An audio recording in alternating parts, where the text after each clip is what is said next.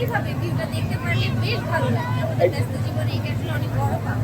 তো আমি কেন, আমি বলবো সবার প্রিয় একটা সময়, সূর্যাস্তের সময় আমরা মানে অধীর আগ্রহে থাকি এবং আমিও খুব মানে এনজয় করি সূর্যাস্তের সময়টা। আমার খুব ভালো লাগে। অনেক ভালো লাগছে, সবাই আনন্দ করছে। এই ছুটির সময়টা যদি এখানে কাটাতে পারি তাহলে ভালোই লাগে সবার। আবহাওয়াটা, পরিবেশটা অনেক সুন্দর। বিচই আসলে এই সমুদ্রের জন্য এখানে আসা, দেখা, মানে এটাই, পরিবেশটা দেখতে খুব ভালো লাগে আর কি। ছুটির দিনে কক্সবাজার আসি, আপনার বিশাল সমুদ্র সৈকত, এটা দেখলে মন বিশালতায় ভরে যায়। এর জন্য আপনার কক্সবাজার আমরা বারবার ছুটে আসি। কক্সবাজার আসছি তো গতকালকে, লাইট হাউস গেলাম, এই আশেপাশে ঘুরলাম। আজকে এই তো সমুদ্র সৈকত, কালকে যাবো ইনানি, হিমছড়ি, আর ওইখানে আরও যা যা আছে ওখানে যাব।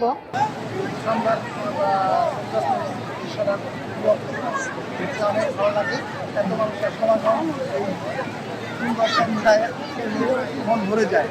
এই জন্য বারবার আসি, বছরই আসে একটা সূর্যাস্ত উপভোগ করা যায়।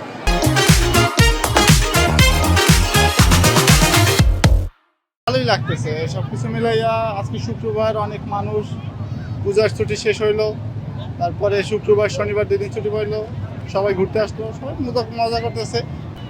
ভালো লাগতেছে সবকিছু দেখে। আমরা ঘুরতে আসলাম সবার সাথে, এই যে সূর্যাস্ত যাচ্ছে দেখতে ভালোই লাগতেছে। কক্সবাজার সমুদ্রের মানুষের সাথে একটা টান আছে, সেই জন্য হয়তো বা বারবার আসা হয়, এই জন্যই।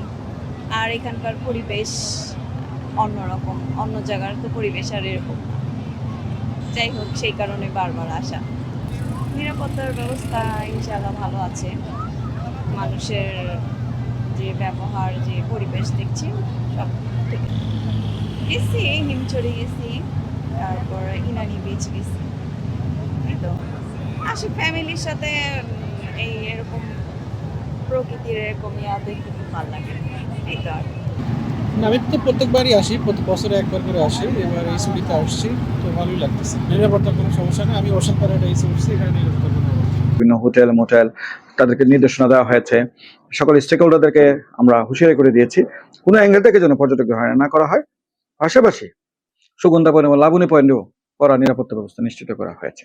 কোনো অ্যাঙ্গেল থেকে কোনো ধরনের দুষ্টামি এবং হয়রানি পর্যটকদের করলে অভিযোগ পাওয়ার সাথে সাথে টুরিস্ট পুলিশ কঠোর ব্যবস্থা নেবে তাদের বিরুদ্ধে।